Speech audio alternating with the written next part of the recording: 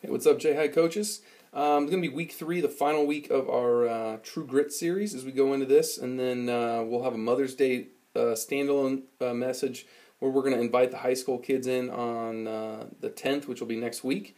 But I'll talk a little bit more about that during our coaches meeting. So we'll come in, we'll do a quick game. The game's going to be basically paper, rock, scissors, except you're going to have sheriff, outlaw, and horse. That'll explain on the screen which one beats which and what like motions you have to do to say that you're a or which character motion. So whether you're a bandit, I think bandit is here. I think sheriff has got hands at the holsters, and I think horse has something to do with ears. So we'll play a game like that. We'll basically go around and we'll consider, or we'll get down and whittle it down to we'll have just one winner.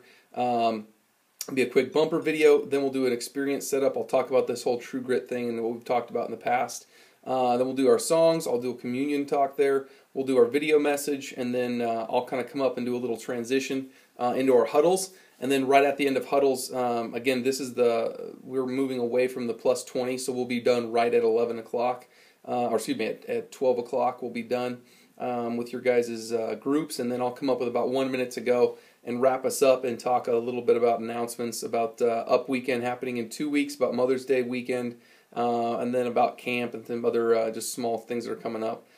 For you guys, make sure that if you want to get signed up for the coaches retreat that's coming up here in a few weekends, and other than that, if you have any questions, shoot me an email, give me a call. The message itself is really going to be focused on the idea of telling the truth even when it hurts, and not really the idea of lying and telling the truth in that matter, but really telling the truth of Jesus, of sharing that with friends, teammates, co-workers, whatever it might be for these kids and these students.